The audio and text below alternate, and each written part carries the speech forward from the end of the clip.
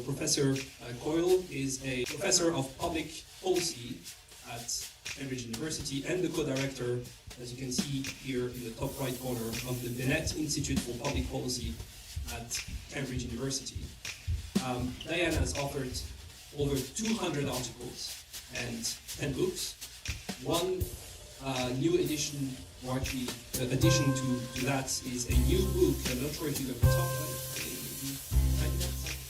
Okay, I will do it now. So the newest book will be published in April of 2025, and it will, if I understood correctly, give some insights in terms of how we can better move away from just using GDP as a way to measure economic growth, and what are all of the implications, which of course may have implications for competition policy as well.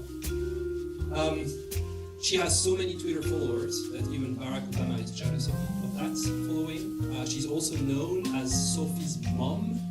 If you don't know what I'm talking about, you should definitely go on Twitter or X and follow Diane.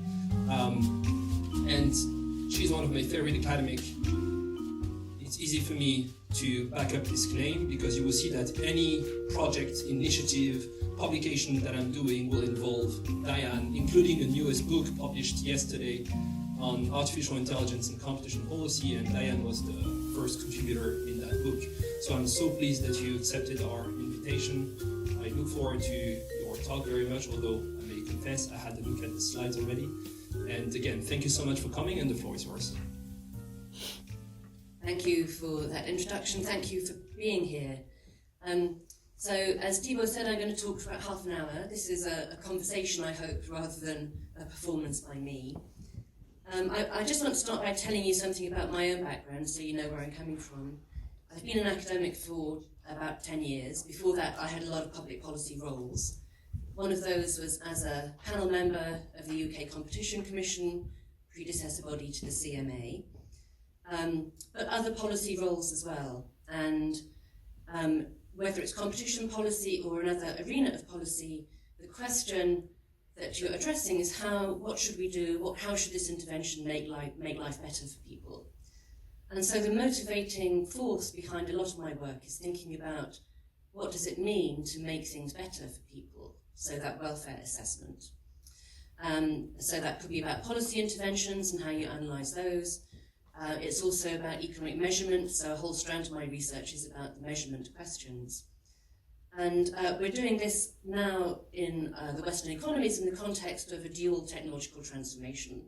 We need to get our energy system away from carbon-based to net zero, and we've got the digital transformation going on as well. So the structure of the economy is changing substantially. The way people think about policy is changing. And in that context, as people interested in policy, you're trying to understand how your interventions will affect people's lives and how you understand whether that's making them better or not. And so today I'm talking about it in the context mainly of competition policy.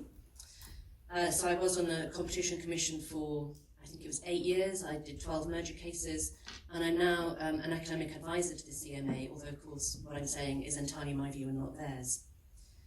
So for the past 20 years or so, we've had this context of technocratic competition policy.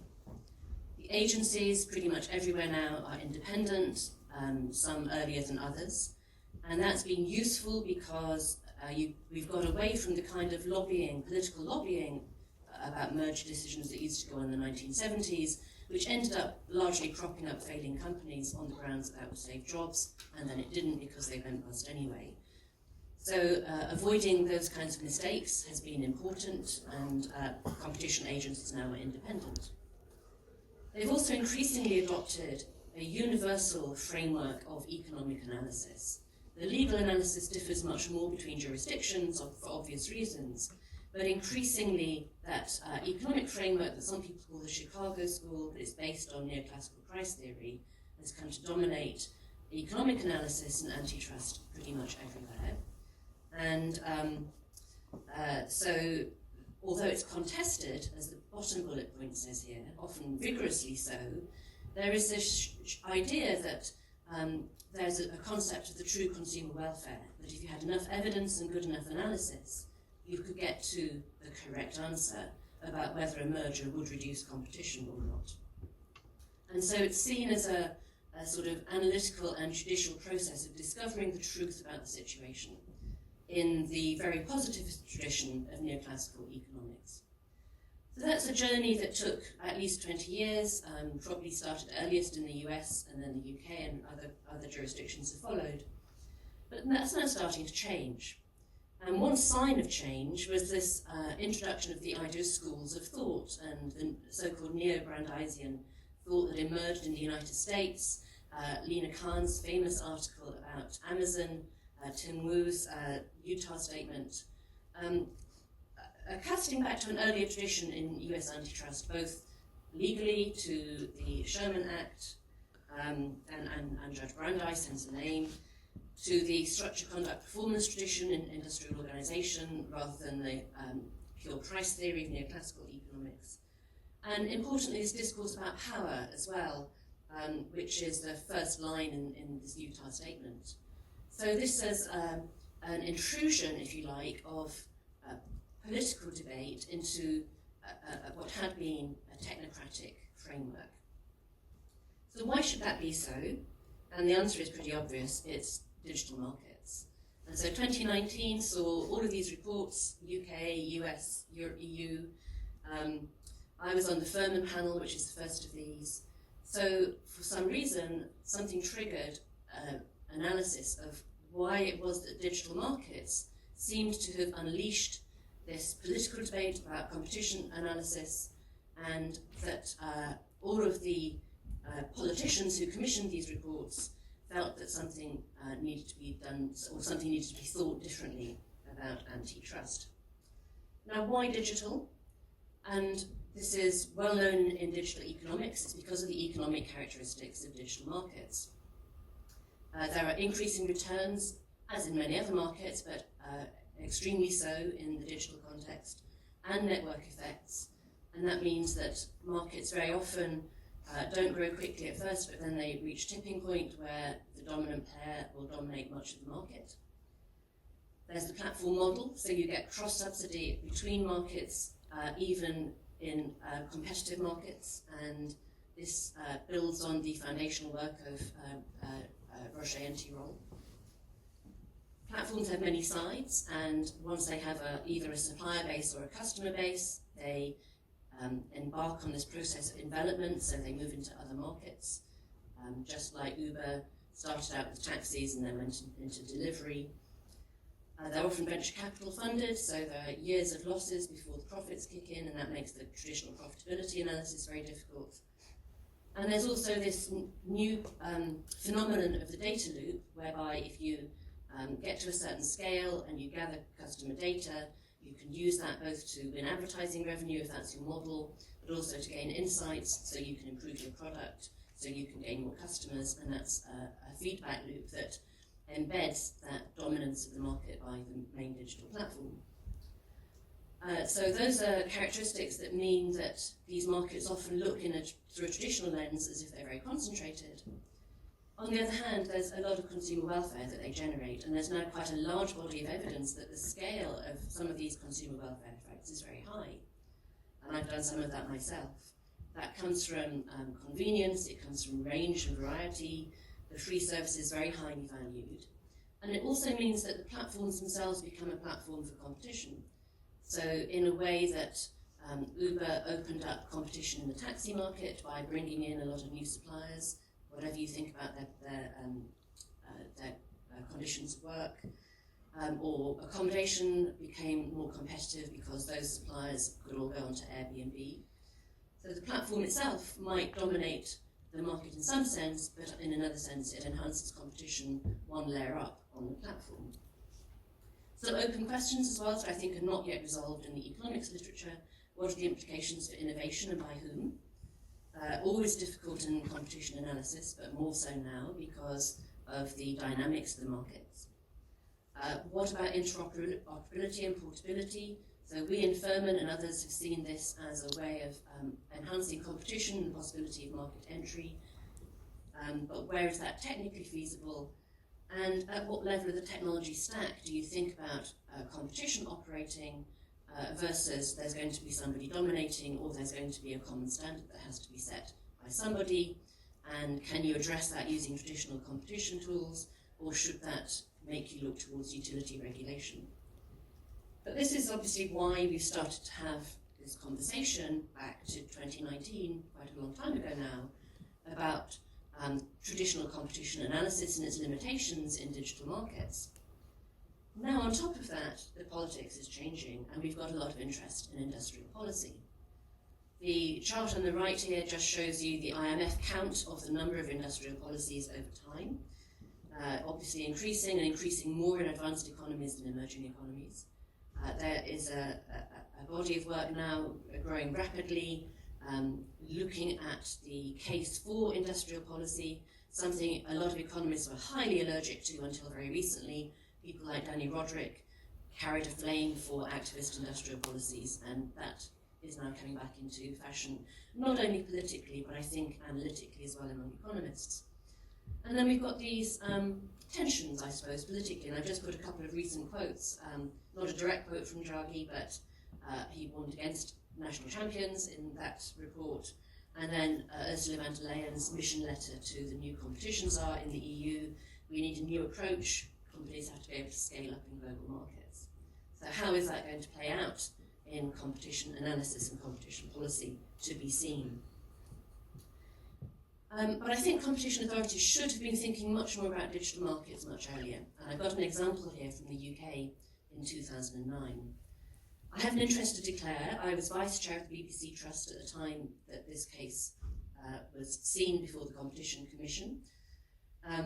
It was a planned joint venture between the BBC's commercial arm, BBC Worldwide, and two other commercial public service broadcasters. These are highly regulated broadcasters, with a mission to broadcast mainly UK content.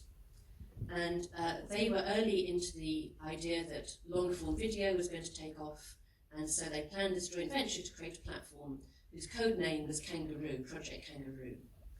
They took it to the Competition Commission to get pre-clearance, and the Commission said no, because they figured that the new platform would have an incentive to keep output produced by other broadcasters off the platform. And so it would foreclose this nascent market. I think this completely misunderstood the economics of platforms, because to get the users to come to a new platform of that kind, you had to have the maximum amount of and the widest range of content possible. So they would have had a strong incentive not only to put their own content on it, but to have any other content that they could get. And British audiences, like others, love American movies and cop shows, so that content would have been there. The economic literature was pretty sparse at that time, and Jean Tirole and his co-authors had published their papers, but it wasn't very well absorbed by the policy community. So the Competition Commission said no. They put a 5-year interdiction on the companies trying anything similar again. And meanwhile, Netflix launched, and it's now the biggest broadcaster in the UK. And in fact, the US-based platforms, as well as the commercial broadcasters Sky and BT in the UK, are much bigger than the public service broadcasters. Set aside the public service question, what was the best decision for British citizens, both as consumers and as workers in that context? As consumers, I mean, Netflix has great content, but the reason we have public service broadcasting is because we think that there are national characteristics or cultural interests or important features like children's programming or religious programming that don't get served by the market.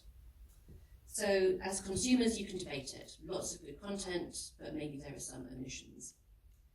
But as people who benefit from the existence in the UK of a very large creative sector, which has grown around the advanced market commitments and investment in R&D and skills provided by the public service broadcasters, there's the potential for long-term damage to that supply chain. And the PSBs are now shrinking, their revenues are going down, their ability to sustain that supply chain is decreasing, and it's 6% at the moment of the UK economy. So there are long-term questions there that I think are really similar to other questions being raised by industrial policy discussions now about the long-term supply-side implications of these kinds of competition decisions. So it's not just industrial policy, there are other kinds of, I've labelled it political, but normative decisions cropping up in front of competition authorities now. And they are coming out in the public debate, or politicians coming to them and saying, well, what do you think about this? And I'm going to talk about some of those now. But they are economic resilience. We've had some major shocks to the economy. How does that sit with competition and competitive markets? The possibility of information sharing, data exchange and productivity I'll talk about, and then a little bit about environmental sustainability. But these are all issues that competition authorities are now having to address in a way that they didn't until relatively recently. And the kind of traditional analysis doesn't make it easy to think about those. So let me start with resilience. And we've had these major shocks. We've had the self-inflicted shock of Brexit in the UK, of course. We've had the pandemic. And then lots of things, somewhat to our surprise, started to run out. Petrol, maybe that was not unexpected with the energy shock, but tomatoes.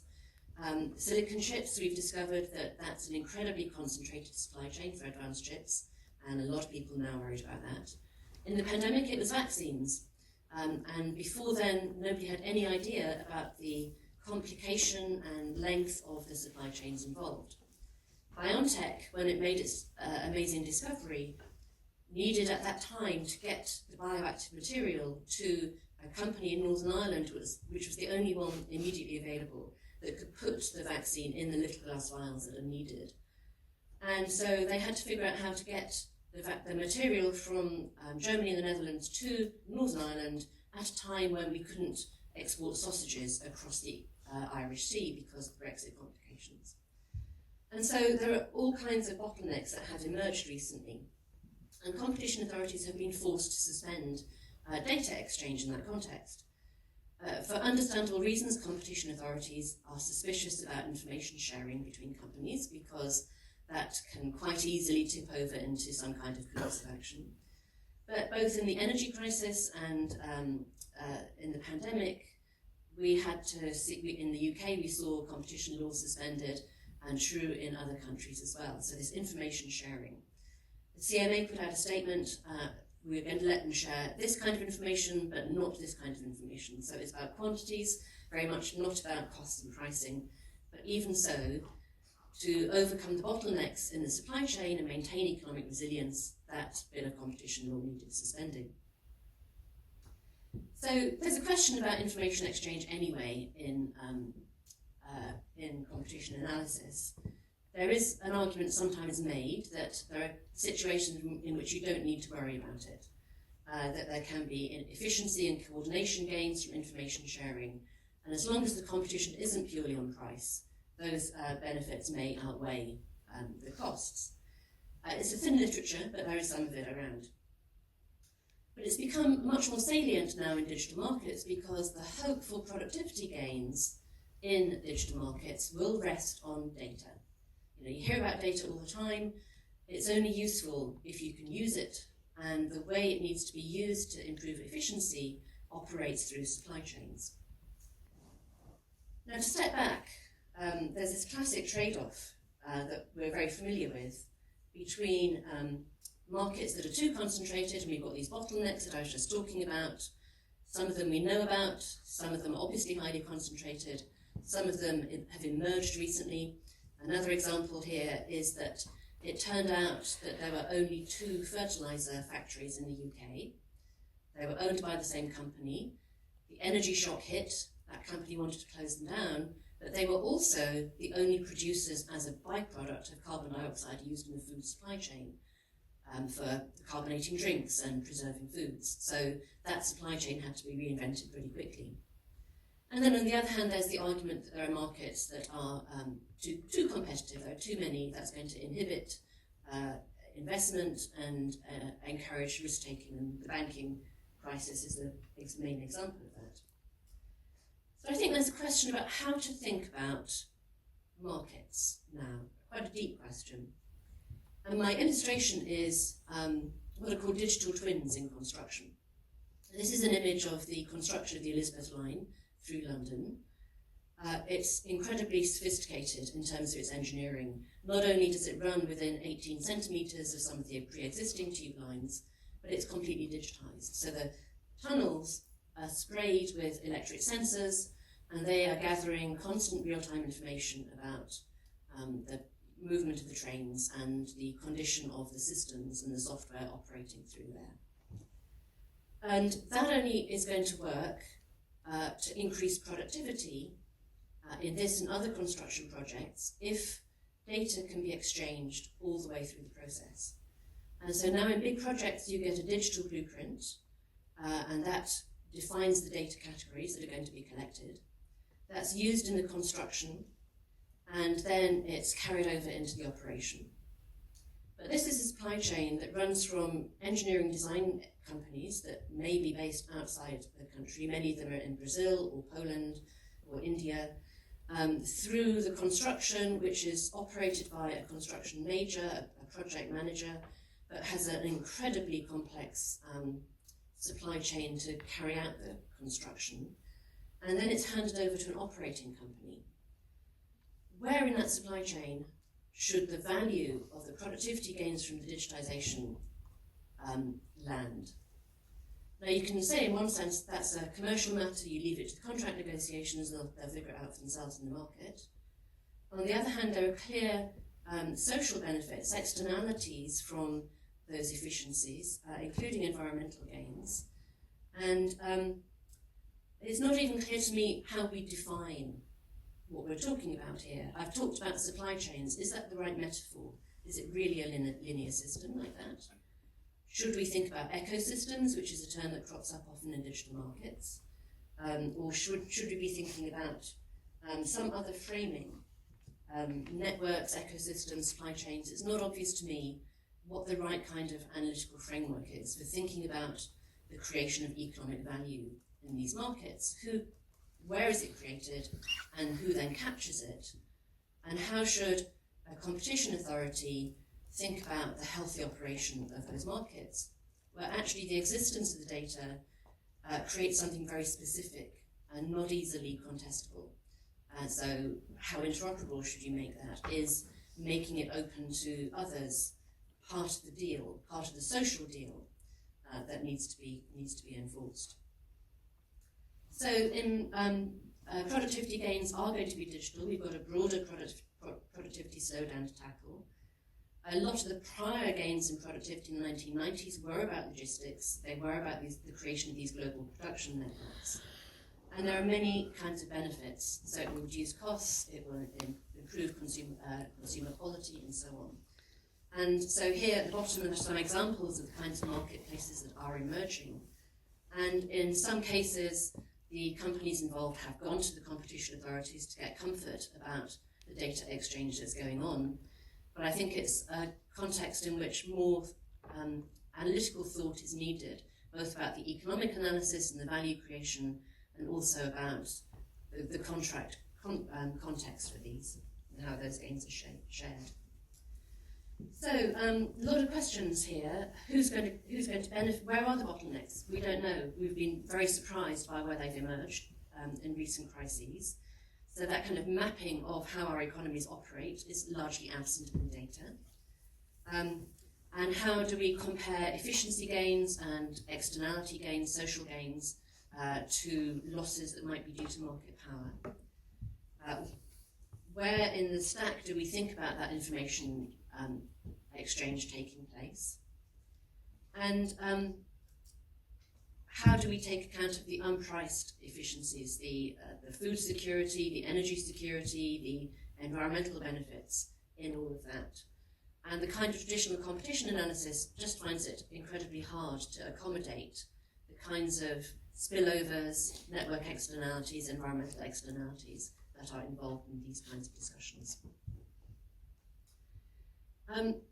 There's also, I think, this quite fundamental question about the global production networks that have emerged now. And I'm taking us back to Adam Smith, and he had two thoughts about what he called universal opulence, why economies grow, why people get better off.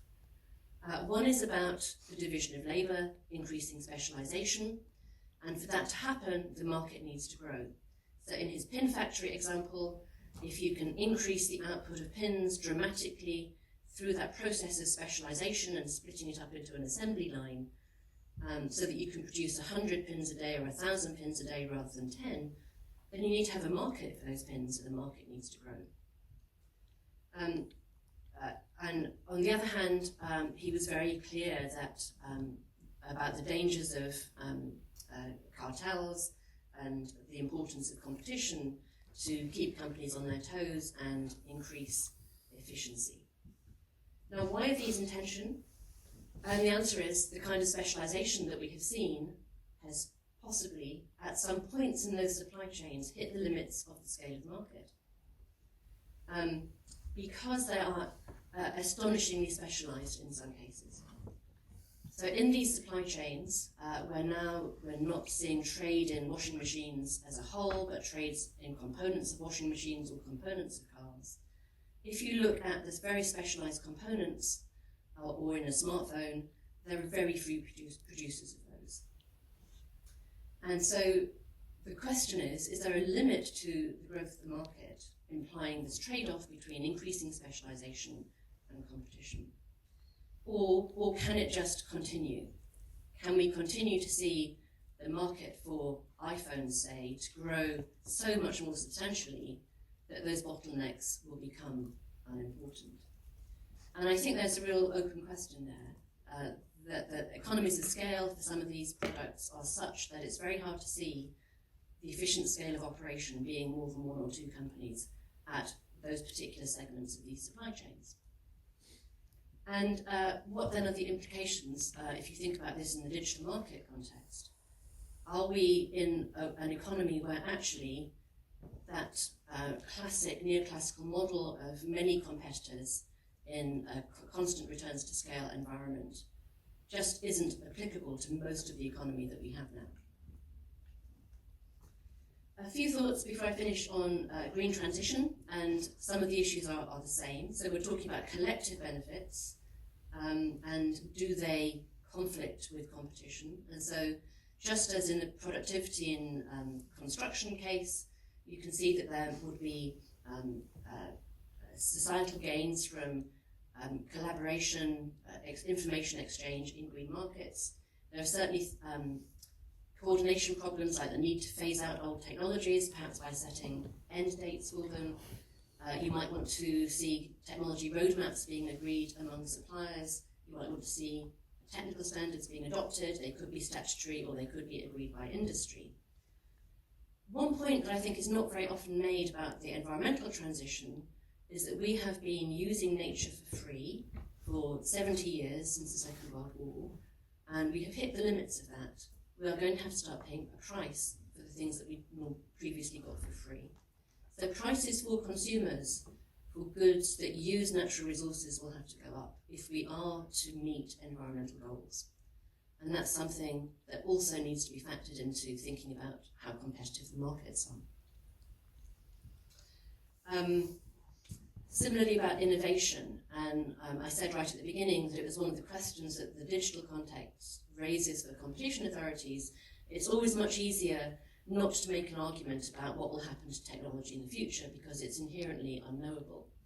So in the economic analysis, one can talk about what are the incentives to innovate and who has those incentives, but it's very hard to evidence that in a way that will meet the legal requirements of competition cases. And so competition authorities have largely tried to avoid dealing with innovation.